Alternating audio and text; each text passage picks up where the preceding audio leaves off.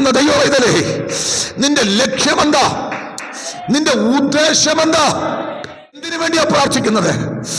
ഓ, അവിടുത്തെ ഹിതമാണോ? അവിടുത്തെ മഹത്വമാണോ നിന്റെ ലക്ഷ്യം? അവിടുത്തെ നാമം ഉയരുന്നതാണോ നിന്റെ ലക്ഷ്യം? ഏത് വിഷയത്തിനു വേണ്ടി പ്രാർത്ഥനയ്ക്ക് മുഴങ്കാലം അടക്കിയാലും ആ വിഷയത്തോടുള്ള ബന്ധത്തിൽ പ്രാർത്ഥിച്ചവസാനിപ്പിച്ച് ആമേൻ പറഞ്ഞ് എഴുന്നേറ്റ് പോകരുത്. തമ്പുരാനോട് ചോദിക്കണം, ഞാൻ ഈ പറഞ്ഞതിന് എന്താണ് അങ്ങേക്ക് എന്നോട് സംസാരിക്കാൻ? ചോദിക്കുമ്പോൾ ദൈവം നമ്മോട് ഇടപെടും. നാം പ്രാർത്ഥിച്ച വിഷയത്തെക്കുറിച്ചുള്ള ദൈവത്തിൻ്റെ ഒരു ഉത്തരം. Price the Lord.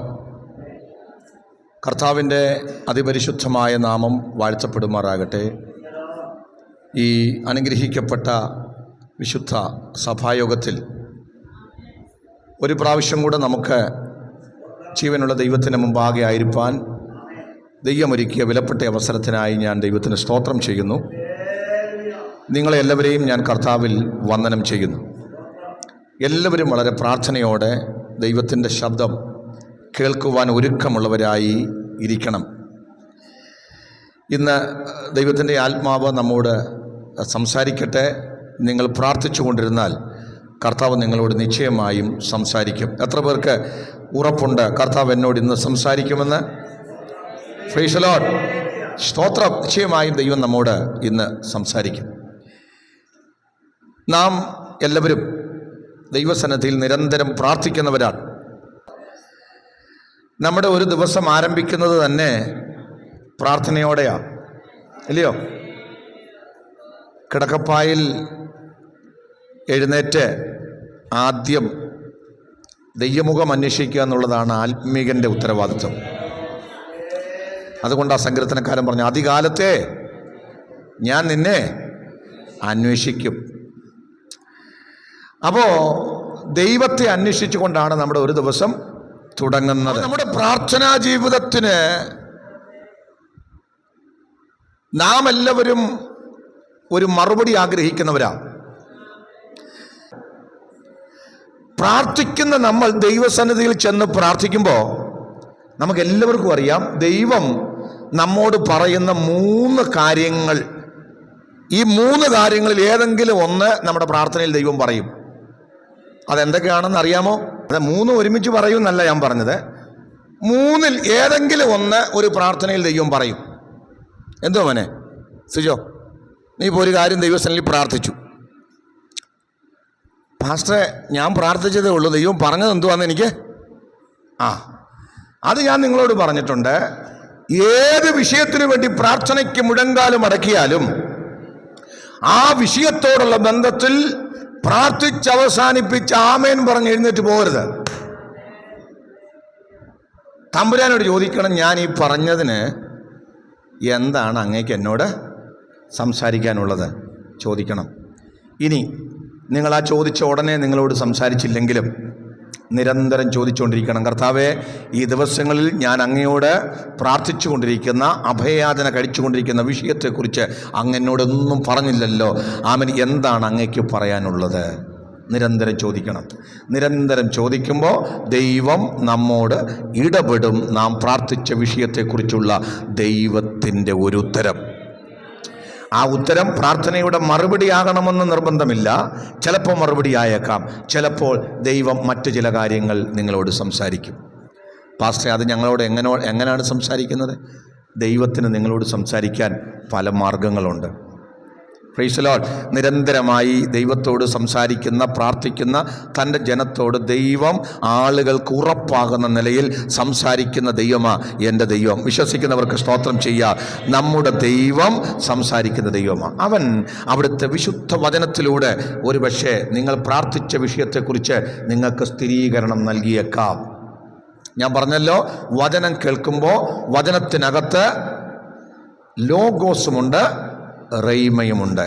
ലോഗോസ് എന്ന് പറഞ്ഞാൽ എഴുതപ്പെട്ട വചനം, അല്ലേ? റെയ്മ എന്ന് പറഞ്ഞാൽ നിങ്ങളോട് സംസാരിക്കുന്ന വാഗ്ദത്ത വചനം. അത് പ്രാർത്ഥനയോടെ കർത്താവേ എന്നോട് ഇടപെടണമേ, എന്നോട് സംസാരിക്കണമേ എന്ന നിലയിൽ വിശ്വാസത്തോടെ ഇരിക്കുന്നവർക്ക് മാത്രം ലഭിക്കുന്നതാണ് റെയ്മ. സ്തോത്രം. ആമേൻ. ആ റൈമയിലൂടെ ദൈവം നിങ്ങളോട് സംസാരിക്കും. നിങ്ങൾ പ്രാർത്ഥിച്ച വിഷയത്തെക്കുറിച്ച് നൂറുകണക്കിന് അനുഭവങ്ങൾ എനിക്ക് പറയാനുണ്ട്. ആമേൻ. മറ്റുള്ള അനുഭവങ്ങൾ എന്നോട് പറഞ്ഞിട്ടുണ്ട്. Praise the Lord. ആമേൻ. രണ്ടാമത് ദൈവം നിങ്ങളോട് ആമേൻ അല്ലെ പരിശുദ്ധാത്മാവിനാൽ നിങ്ങളുടെ യാഗത്ത് ദർശനമായിട്ടോ വെളിപ്പാടായിട്ടോ കാഴ്ചപ്പാടായിട്ടോ ഇടപെട്ടേക്കാം. Praise the Lord. Hallelujah. Amen. ഒരുപക്ഷെ ഒരു പ്രവാചകനിലൂടെയായിരിക്കുക നിങ്ങളോട് സംസാരിക്കുന്നത്. അതൊക്കെ സൂക്ഷിക്കണം. അത്തരം കാര്യങ്ങളൊക്കെ ഒന്ന് ശോധന ചെയ്ത് വേണം എടുക്കാൻ. വചനത്തിലൂടെ നിങ്ങൾക്ക് ലഭിക്കുന്ന ഉറപ്പാണ് ആത്യന്തിക ഉറപ്പെന്ന് പറയുന്നത്. സ്തോത്രം. നിങ്ങളുടെ സാഹചര്യത്തിലൂടെ ദൈവം നിങ്ങളോട് ഇടപെട്ടേക്കാം അല്ലെ. ദൈവം നമ്മളോട് എങ്ങനെയൊക്കെ സംസാരിക്കുന്നുള്ളത് വിശദമായി ഞാൻ നിങ്ങളെ പഠിപ്പിച്ചിട്ടുള്ളതാണ് അല്ലേ. പരിശുദ്ധാത്മാവ് അന്തരാത്മാവിൽ നൽകുന്ന ചില ഉറപ്പുകൾ ഉണ്ട്. പ്രാർത്ഥനയുടെ മറുപടിയായി ദൈവം ചിലപ്പോൾ നിങ്ങളോട് ഇടപെട്ടേക്കാം. പ്രാർത്ഥിച്ചു കഴിഞ്ഞപ്പോൾ എന്തെന്നില്ലാത്തൊരു സമാധാനം ആ കാര്യത്തിൽ നിങ്ങൾക്ക് വ്യാപരിക്കുന്നുണ്ടെങ്കിൽ നിങ്ങൾക്കറിയാം ദൈവം ആ വിഷയത്തിനകത്ത് ഇടപെട്ടിട്ടുണ്ട്. ചില പ്രവൃത്തി ദൈവം ആരംഭിക്കാൻ പോകുകയാ. ആ ചില വിഷയങ്ങൾക്ക് വേണ്ടി പ്രാർത്ഥിച്ചു കഴിഞ്ഞപ്പോൾ എന്തെന്നില്ലാത്ത അല്ലെ വെപ്രാളം വേണ്ടായിരുന്നു. ചോദിക്കേണ്ട. സമാധാനം നഷ്ടപ്പെടുന്നത് പോലെ തോന്നിയാൽ നിങ്ങൾ ഉറപ്പിക്കാം സാധ്യതയുള്ള കാര്യം ഞാൻ പറയാം, അത് ദൈവഹിതമല്ല. ഞാൻ ഈ പറഞ്ഞതൊക്കെ മനസ്സിലായോ? ആത്മീകമായി ജീവിക്കുന്നവർക്ക് മാത്രം മനസ്സിലാകുന്ന കാര്യമാണ്. അല്ലാത്തവർ അവരവരുടെ കടമ നിർവഹിച്ചു.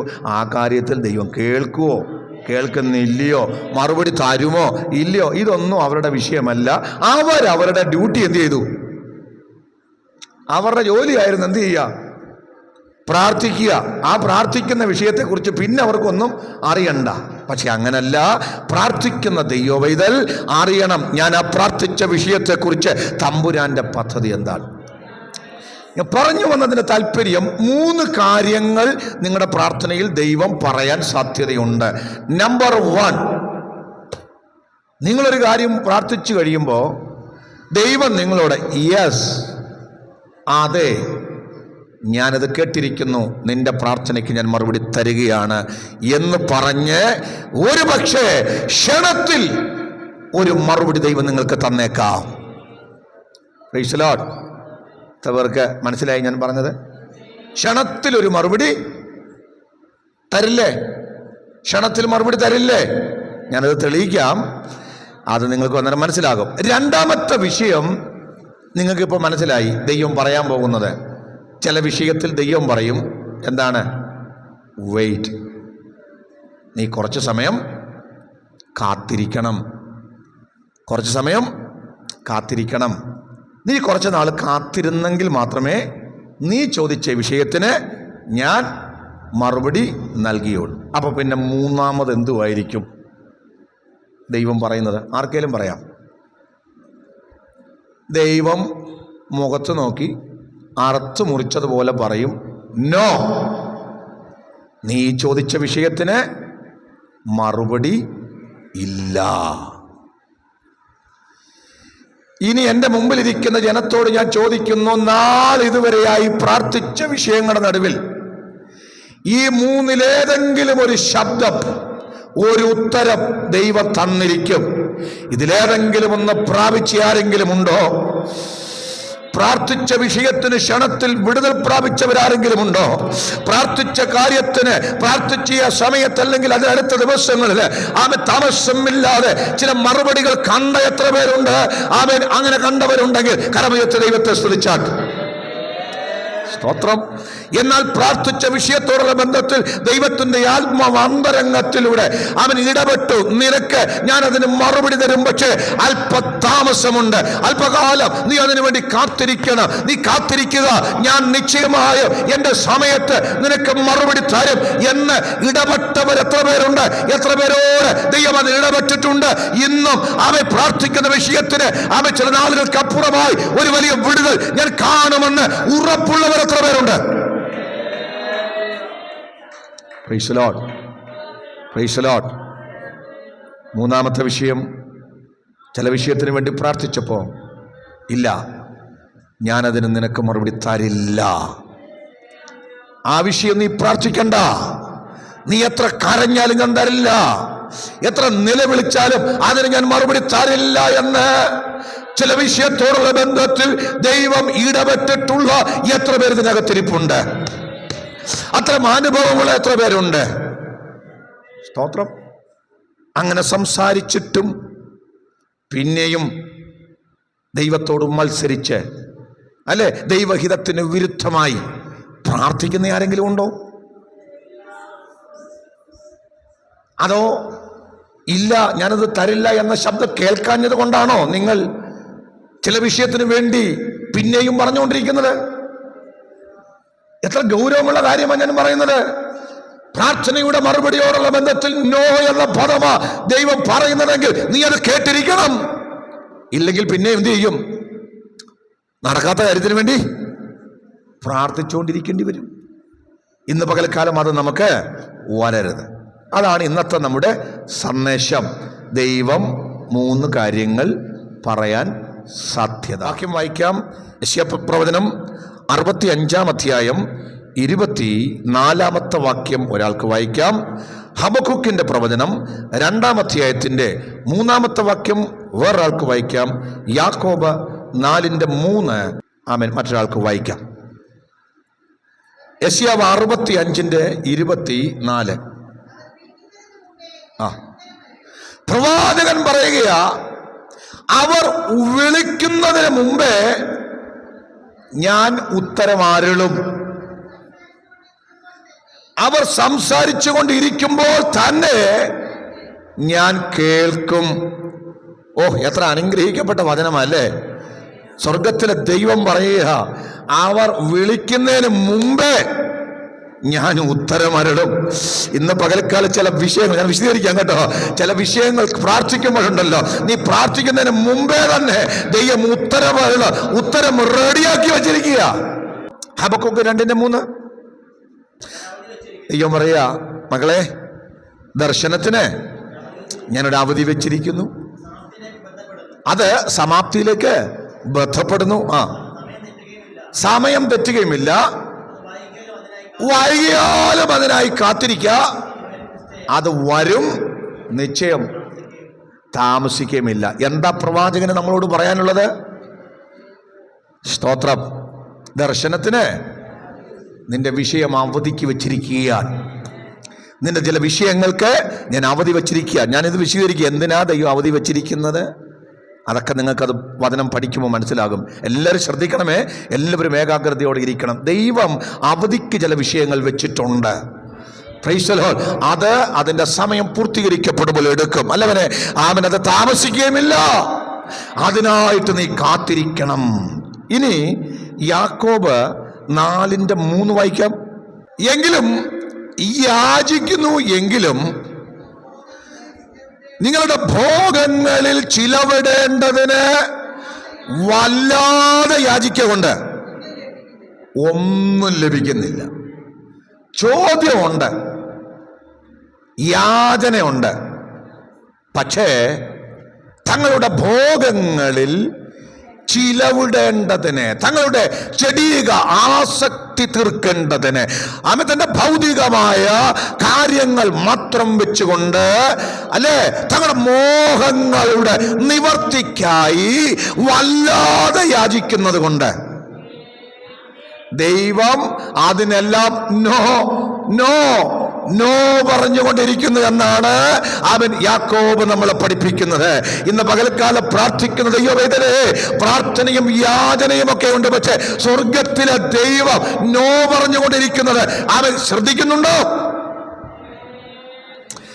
ഈ വിശ്വാസ ലോകത്തിലെ പ്രാർത്ഥനയുടെ നല്ലൊരു പങ്ക് പ്രാർത്ഥനയ്ക്കും തമ്പുരാൻ മേളിലിരുന്ന് നോ പറഞ്ഞുകൊണ്ടിരിക്കുക.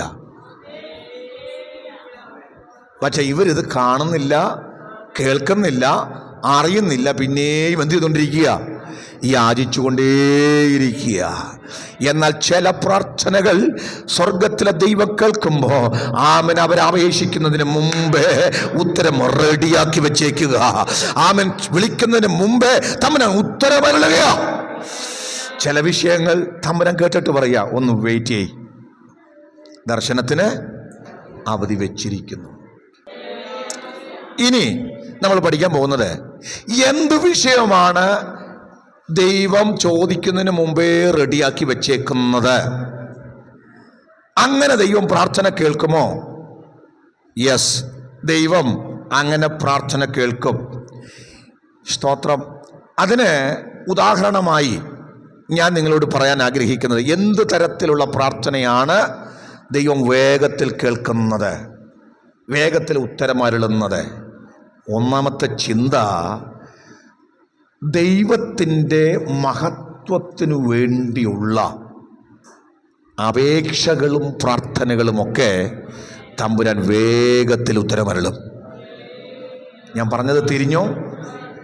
ദൈവം നോ പറയുന്നത് സ്വന്തം മോഹങ്ങൾ അല്ലെ സ്വന്തം ഭോഗങ്ങളിൽ ചെലവിടേണ്ടതുള്ള പ്രാർത്ഥനയ്ക്ക് നോ പറഞ്ഞുകൊണ്ടിരിക്കുമ്പോൾ പ്രാർത്ഥിക്കുന്ന വ്യക്തി പറയുക, കർത്താവേ, അങ്ങയുടെ നാമം ഉയരാൻ വേണ്ടി, അവിടുത്തെ നാമത്തിന് മഹത്വം വരാൻ വേണ്ടി, അവിടുത്തെ ഹിതം നിറവേറാൻ വേണ്ടി, അവിടുത്തെ നാമമഹത്വമാണ് എൻ്റെ പ്രാർത്ഥനയുടെ ആത്യന്തിക ലക്ഷ്യമെങ്കിൽ ഞാൻ ഇന്ന് പകൽക്കാലം നിങ്ങളോട് പറയാം, ആ പ്രാർത്ഥനയ്ക്ക് സ്വർഗത്തിലെ ദൈവം വേഗത്തിൽ മറുപടി തരും. നമുക്കെല്ലാവർക്കും അറിയാം ഏലിയാവിൻ്റെ പ്രാർത്ഥന അല്ലേ? കർമ്മേലിന് മുകളിൽ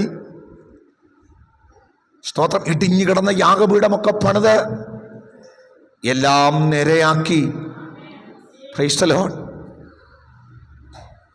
എന്താ ഏലിയാവിൻ്റെ ഉദ്ദേശം? താനൊരു വലിയ പ്രവാചകനാണെന്ന് കാണിക്കാനാണോ? താൻ പ്രാർത്ഥിച്ചാൽ തീ ഇറങ്ങുമെന്ന് കാണിക്കാനാണോ? ഞാൻ ദേശത്തിലെ വലിയ പ്രവാചക ശുശ്രൂഷ ചെയ്യുന്ന ആളാണെന്ന് പറയാനാണോ? ഏലിയാവിന് അങ്ങനെയുള്ള ആഗ്രഹങ്ങളൊന്നുമില്ല. ഏലിയാവിൻ്റെ ആഗ്രഹം ഇതാ, അയ്യോ, ദേശത്ത് ജനങ്ങൾ സത്യദൈവത്തെ വിട്ടിട്ട്, സത്യ ആരാധന വിട്ടിട്ട്, യഹോവയെ വിട്ടിട്ട് അന്യദേവന്മാരുടെ പുറകെ പോയിരിക്കുന്നു. ബാലിന്റെയും അശേരയുടെയും ഒക്കെ പുറകിൽ പോയിരിക്കുന്നു. ജീവനുള്ള ദൈവത്തെ ത്യജിച്ചു കളഞ്ഞിരിക്കുമ്പോ ഏലിയാവിന്റെ ഹൃദയത്തിലെ ഒരേ ഒരു ആഗ്രഹം, ജീവിക്കുന്ന ദൈവം ഒരാൾ മാത്രം, അവൻ, അത് സ്വർഗത്തിലെ ദൈവം, യഹോവയായ ദൈവം. ഈ യാഗപീഠത്തിനകത്ത് സ്വർഗത്തിലെ ദൈവത്തിന്റെ തീ ഇറങ്ങി യാഗവസ്തുവിനെയും തോട്ടിലെ വെള്ളത്തെയും വറ്റിക്കുന്ന, യാഗവസ്തുവിനെ ദഹിപ്പിക്കുന്ന ജീവനുള്ള ദൈവം ഇവൻ മാത്രമാണ്, അവിടുന്ന് മാത്രമാണെന്ന് ഇന്ന് തെളിയണം.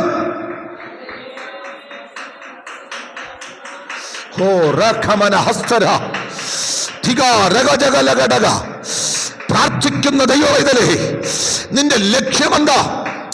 നിന്റെ ഉദ്ദേശമെന്താ? എന്തിനു വേണ്ടിയാ പ്രാർത്ഥിക്കുന്നത്? ഓ, അവിടുത്തെ ഹിതമാണോ? അവിടുത്തെ മഹത്വമാണോ നിന്റെ ലക്ഷ്യം? അവിടുത്തെ നാമം ഉയരുന്നതാണോ നിന്റെ ലക്ഷ്യം? അങ്ങനെയെങ്കിൽ സ്വർഗത്തിലെ ദൈവം തീ കൊണ്ട് ഉത്തരമരുളും. അവിടുത്തെ മഹത്വത്തിന് വേണ്ടി നിൽക്കാമെങ്കിൽ എത്ര പേര് ദൂതേറ്റെടുക്കുന്നുണ്ട്? നിന്റെ പ്രാർത്ഥനയിൽ അവിടുത്തെ മഹത്വമാണ് നിന്റെ ലക്ഷ്യമെങ്കിൽ, അവിടുത്തെ നാമം ഉയരുന്നതാ നിന്റെ പദ്ധതിയെങ്കിൽ, അവിടുത്തെ ഇഷ്ടം നടക്കുന്നതാ നിന്റെ പ്ലാനെങ്കിൽ, ഓ രമന രഗന്ധര അർത്ഥജഗനഘടക. പ്രാർത്ഥനയുടെ രീതി മാറട്ടെ, പ്രാർത്ഥനയുടെ രീതി മാറട്ടെ, സ്വാർത്ഥ താല്പര്യങ്ങൾ മാറട്ടെ, വ്യക്തി താല്പര്യങ്ങൾ മാറട്ടെ. അടക രമ വൈദ്യ രഗന്ധന അർത്ഥജഗതി അതരജകൽക്കര. എത്ര പേരുന്ന മകൾ ആത്മാവിൽ ദൈവമഹത്വത്തിന് വേണ്ടി പ്രാർത്ഥിക്കുക. ഈ ദൈവ സഭയ്ക്കകത്ത് അപ്പാ അങ്ങയുടെ നാമം ഉയരണം. ഞങ്ങൾ പാർക്കുന്ന ദേശത്ത് യേശുവിന്റെ നാമം ഉയരണം. ഞങ്ങളുടെ കുടുംബങ്ങൾക്കകത്ത് അവിടുത്തെ നാമം ഉയരണം.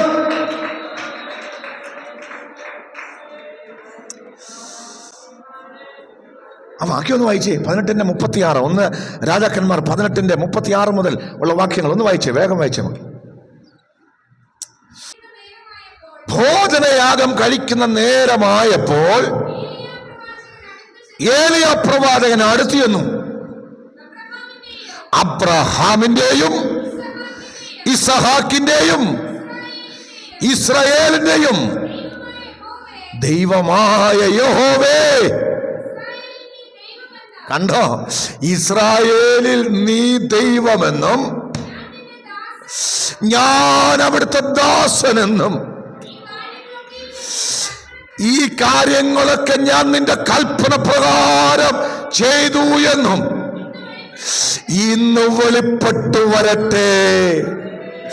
ഓ റബ റഗജഗതി യാരമന ഹസ്തര. ഇന്ന് പകൽ ഇസ്രായേൽ ആമേൻ ഏക സത്യ ദൈവ നീ മാത്രമാണെന്ന് ആമേൻ ഹല്ലേലൂയ. ഈ വെസ്റ്റ് കല്ലടയില് ആമേൻ യേശു മാത്രം സത്യ ദൈവമെന്ന് ആമേൻ നീ നിന്റെ ഭവനത്തിനകത്ത് ആമേൻ എന്റെ കർത്താവ് മാത്രം വലിയവനെന്ന് ഇന്ന് വെളിപ്പെട്ടു വരണമെന്ന് ആഗ്രഹിച്ചുകൊണ്ട് പ്രാർത്ഥിക്കുന്ന ദൈവ പൈതലേ,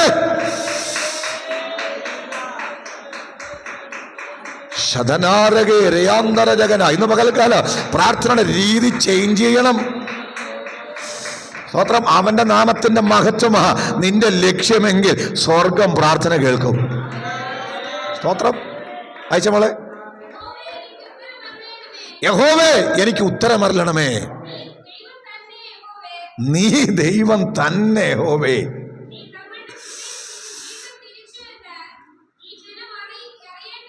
കർത്താവേ, നീ തങ്ങളുടെ ഹൃദയം ഈ ദൈവം വീണ്ടും തിരിച്ചു എന്ന് ഈ ജനം അറിയേണ്ടതിന്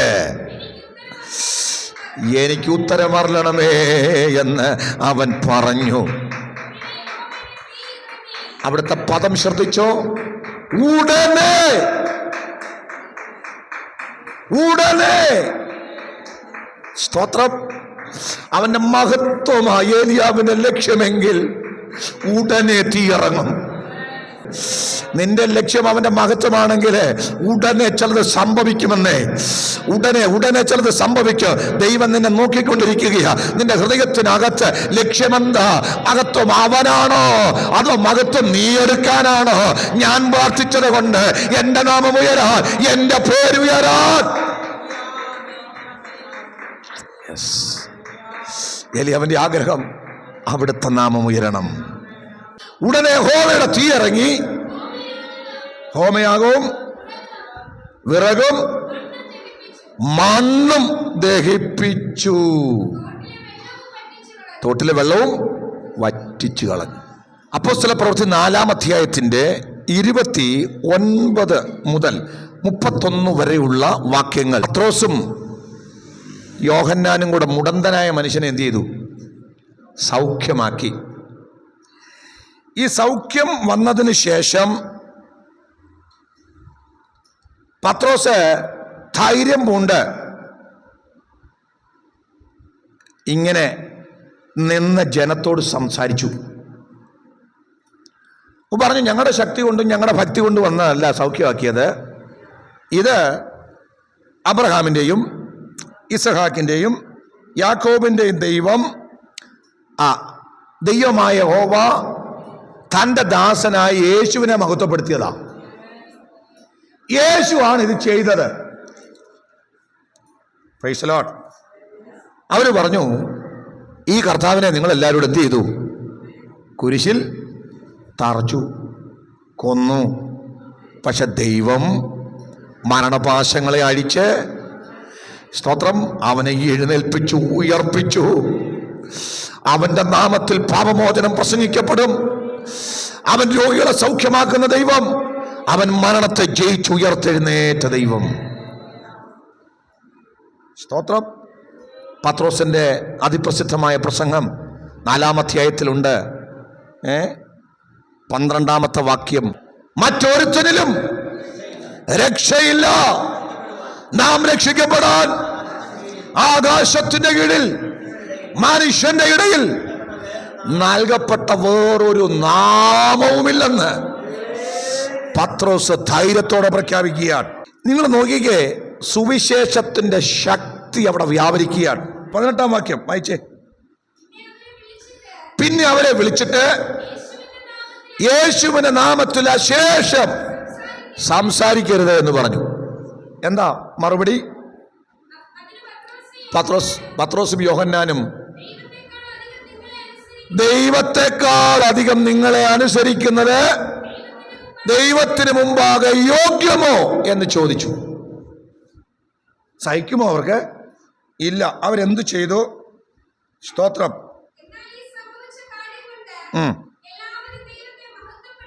ആ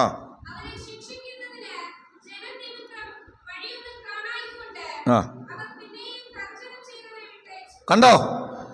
ജനം ഈ അത്ഭുതം കണ്ടിങ്ങനെ വിസ്മയിച്ച് നിൽക്കുക. ജനം നിമിത്തം ഇവരെ ഉപദ്രവിക്കുവാൻ ഇവർക്ക് പറ്റിയില്ല. പക്ഷെ തർജ്ജനം ചെയ്ത് വിട്ടയച്ചു. യേശുവിൻ്റെ നാമത്തിലെ ശേഷം പ്രസംഗിക്കാൻ പാടില്ല. ഈ കാര്യം നടന്നതിന് ശേഷം, കാരണം അവരോട് പറഞ്ഞു, ഇനി നിങ്ങൾ യേശുവിൻ്റെ നാമത്തിൽ പ്രസംഗിക്കാൻ പാടില്ല, കർത്താവിൻ്റെ നാമത്തിൽ ഒരു വചനവും പറയാൻ പാടില്ല.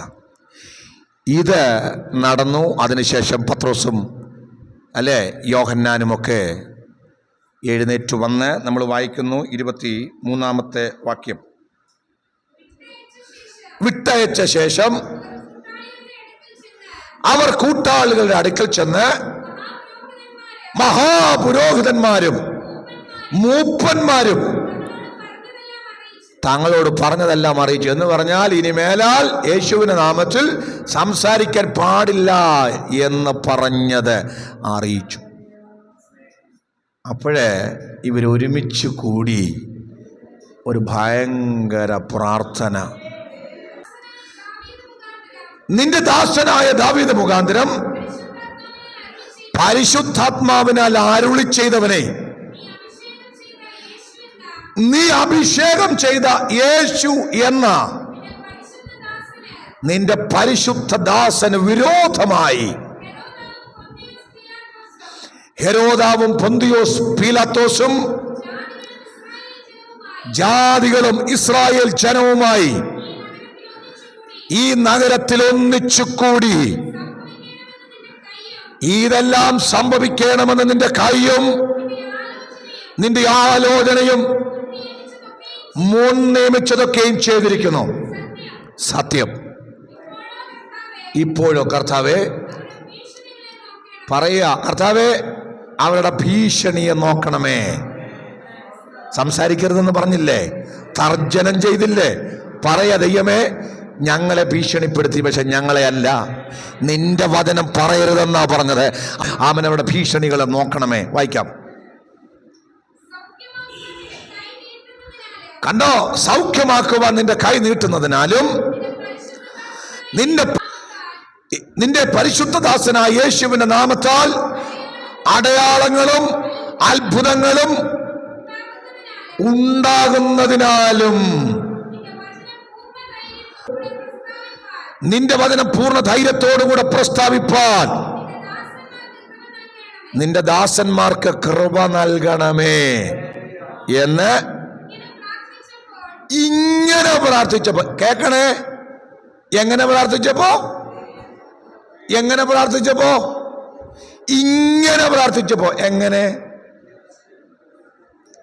എങ്ങനെ കർത്താവേ, ഭീഷണിയുടെ നടുവിൽ, വെല്ലുവിളിയുടെ നടുവിൽ, പ്രതിസന്ധിയുടെ നടുവിൽ നിന്റെ വചനം ധൈര്യത്തോടെ പറയാൻ കൃപ നൽകണമേ എന്ന് പ്രാർത്ഥിച്ചപ്പോ, അവിടെ വചനം അറിയണം, വചനത്തിന് മഹത്വമുണ്ടാകണം, വചനത്തിലൂടെ ദൈവനാമം ഉയരണം.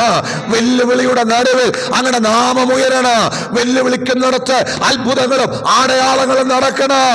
അവൻ വെല്ലുവിളിക്കുന്ന ശക്തികളുടെ മുമ്പിൽ അങ്ങയുടെ നാമം ഉയരണം. അത് പറയാൻ ഞങ്ങൾക്ക് അഭിഷേകം നൽകണം, കൃപ നൽകണമെന്ന് ഇങ്ങനെ പ്രാർത്ഥിച്ചപ്പോ റോഖമന ഹതുരജഗന ഘടക. പ്രിയപ്പെട്ടവരെ, പ്രാർത്ഥനയുടെ രീതി ഒന്ന് മാറ്റണം. അപ്പച്ച, നിന്റെ നാമം ഉയർത്താൻ എനിക്ക് കൃപ തരണമെന്ന് പ്രാർത്ഥിച്ചിട്ടുണ്ടോ? ഏത് വെല്ലുവിളിയുടെ നടുവിലും നിന്റെ നാമം ഉയർത്താൻ, ഏത് വലിയവരുടെ മുമ്പിലും നിന്റെ നാമം ഉയർത്താൻ ഇന്ന് പകൽ കൃപ ചോദിച്ചാലുണ്ടല്ലോ, ദൈവം മിണ്ടാതിരിക്കില്ല, ദൈവം മൗനമായിരിക്കില്ല. എന്താ മോളെ സംഭവിച്ചത്? എന്ത് സംഭവിച്ചെന്ന് നോക്കിയേ.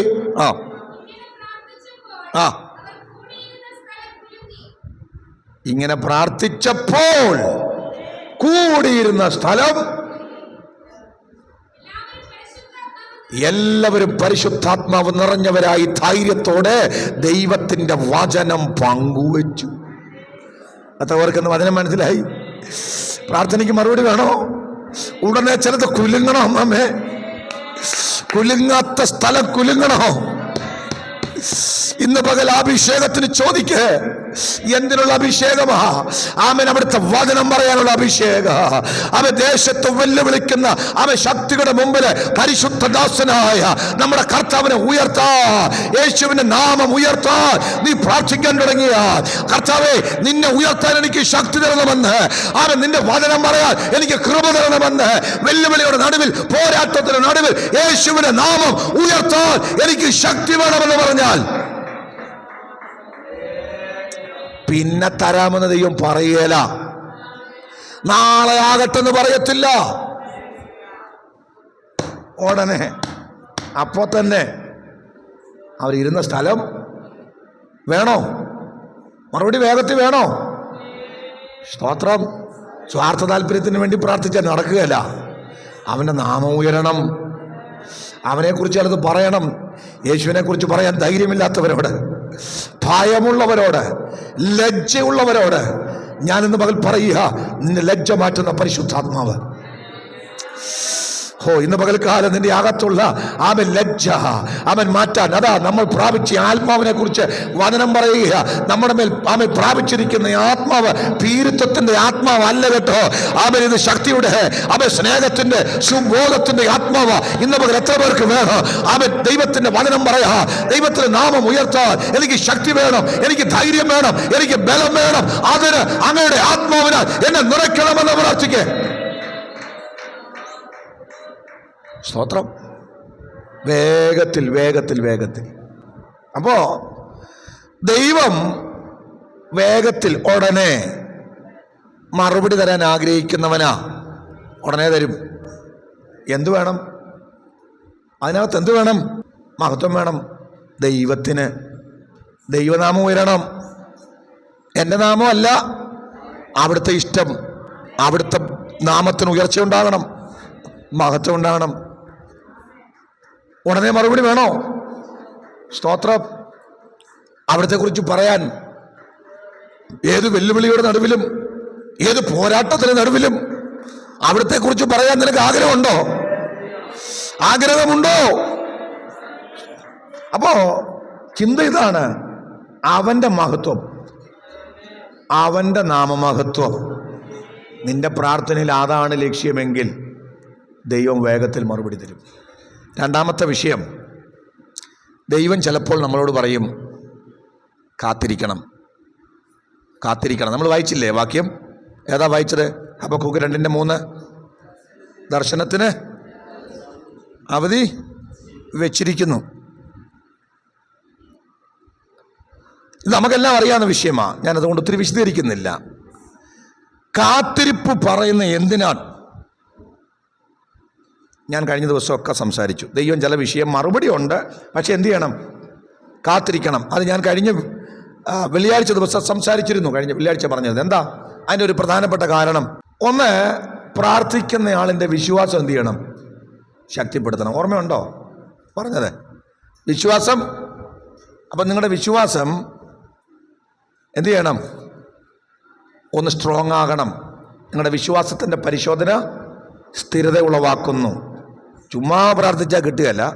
വെയിറ്റ് ചെയ്യാൻ പറഞ്ഞത്. ഇപ്പം ചോദിച്ച വിശ്വാസം ഉണ്ടല്ലോ, അത് അങ്ങ് സ്ട്രോങ് ആകണം. അപ്പം അതിന് വിശ്വാസം വർദ്ധിക്കാൻ ദൈവം പറയും ഉടനെ ഇല്ല, കുറച്ച് നാള് കാത്തിരിക്കേ. കാത്തിരിക്കുമ്പോൾ ക്ഷീണിച്ചു പോരുത്. ഓരോ ദിവസവും എന്ത് ചെയ്യണം? വിശ്വാസം ബലപ്പെട്ട് വരണം. അതാ വിശ്വാസത്തിൻ്റെ പരിശോധന സ്ഥിരത ഉളവാക്കുന്നു. അല്ലേ? 75 വയസ്സിൽ പറഞ്ഞു മകനെ തരാം അബ്രഹാമിനോട്. നിക്ക് ഒരു 24 വർഷം പോട്ടെ, അങ്ങോട്ട് 100 വയസ്സാകുമ്പോൾ എന്ത് ചെയ്യാം? ഈ 25 വർഷം എന്ത് ചെയ്യണം? നിന്റെ വിശ്വാസം വർദ്ധിക്കണം. അബ്രഹാമിന്റെ വർദ്ധിച്ചു, വിശ്വാസത്തെ ക്ഷീണിച്ചില്ല, ശക്തിപ്പെട്ട് ദൈവത്തിന് മഹത്വം കൊടുത്തു. അപ്പൊ ദൈവത്തിന് മനസ്സിലായി ഇവന്റെ വിശ്വാസം ഭയങ്കരമാ. അപ്പം നിന്റെ വിശ്വാസം വളർത്താൻ ദൈവം വെയിറ്റ് ചെയ്യാൻ പറയും. 2, ഞാൻ കഴിഞ്ഞ ദിവസം പറഞ്ഞതാ, ഈ ചോദിക്കുന്ന ആളിൻ്റെ ക്യാരക്ടർ എന്ത് ചെയ്യണം? ഓർമ്മയുണ്ടോ? ചോദിക്കുന്നയാളുടെ സ്വഭാവം മാറണം, വ്യത്യാസം വരണം. വിശ്വാസം മാത്രമല്ല, അത് ഞാൻ കഴിഞ്ഞ ദിവസം പറഞ്ഞത്, യോസഫിനെ സിംഹാസനത്തിൽ ദൈവത്തിന് വേണമെങ്കിൽ പെട്ടെന്ന് ഇരുത്താമായിരുന്നു. കൊച്ചിലെ കൊണ്ട് തന്നെ വേണമെങ്കിൽ എന്ത് ചെയ്യാം? ശരിയല്ലേ? ഇശ്മായേൽ ഇവർ പിടിച്ചോണ്ട് പോയില്ലേ? ഇശ്മായേലെ കച്ചവടക്കാർ കൊണ്ടുപോയില്ലേ?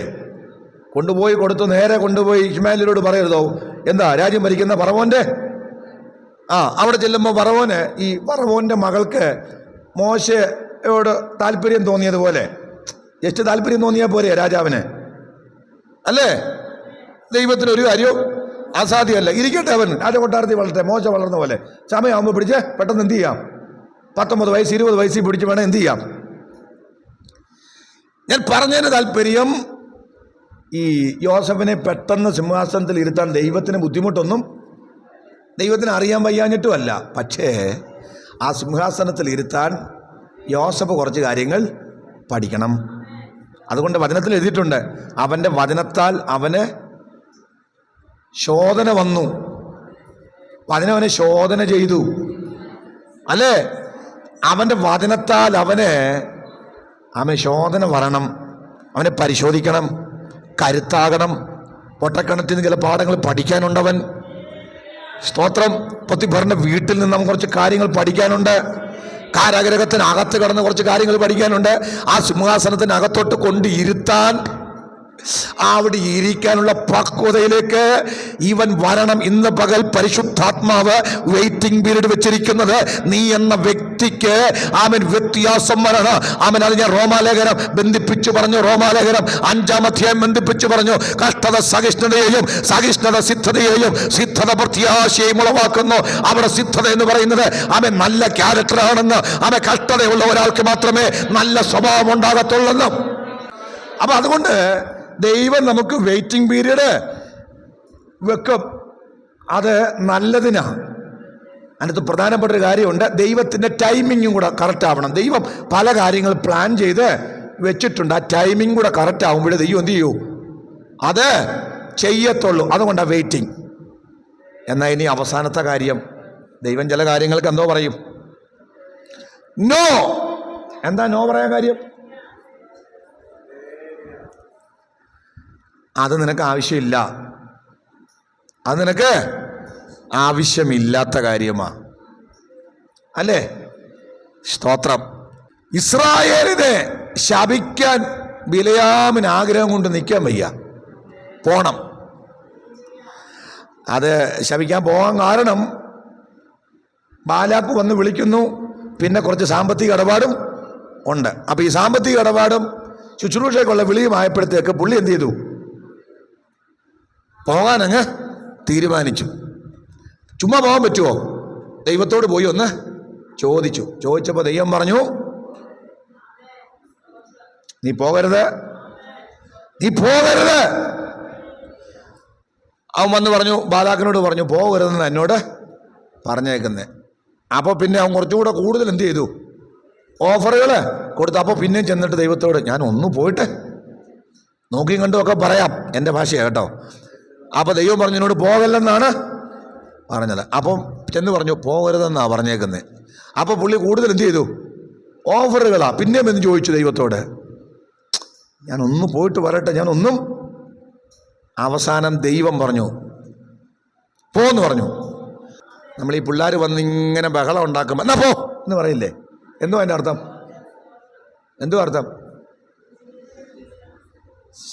ശല്യം സഹിക്കാൻ വയ്യാതെ എനിക്ക് ഒട്ടും ഇഷ്ടമല്ല, പോകരുതെന്നാ അതിൻ്റെ അർത്ഥം. പോകരുതെന്നാ. പക്ഷേ അത് കേട്ടോണ്ട് ഇവൻ എന്ത് ചെയ്തു? പോയ വഴിക്ക് പിന്നെ സ്വന്തം കഴുതയെ കൊണ്ടുവരെ എന്ത് ചെയ്തു? പാവം എന്തോരം അടി കൊണ്ടു. മുമ്പിൽ ദൂതൻ നിൽക്കുക, ഇവനോ കാഴ്ചപ്പാടില്ല. കഴുത വരെ കണ്ട് സംസാരിച്ചു. കഴുത എടുത്തിട്ടങ്ങ് അടിക്കുക. അവസാനം സഹി കേട്ടും അത് പറഞ്ഞു, അല്ലേ?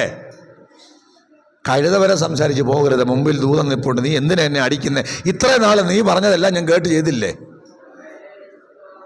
കഴുതയേക്കാൾ വലിയ കഴുതയായവൻ പോയി എല്ലാം ഒപ്പിച്ചു വന്നു. പക്ഷേ ബിലയാമിൻ്റെ അന്ത്യം നിങ്ങളെല്ലാവരും അറിഞ്ഞിരിക്കണം. തകർക്കപ്പെടാനിടയായിത്തരും. സ്തോത്രം, സ്തോത്രം. ദൈവം പറഞ്ഞതനുസരിക്കാതെ യാത്ര ചെയ്ത് പ്രാർത്ഥിച്ച് ചോദിച്ച് ഹിതമില്ലാത്തതിന് വേണ്ടി പ്രാർത്ഥിച്ചാൽ വലിയ ഗുരുതര പ്രത്യാഘാതം ഉണ്ടാകും. Price the Lord.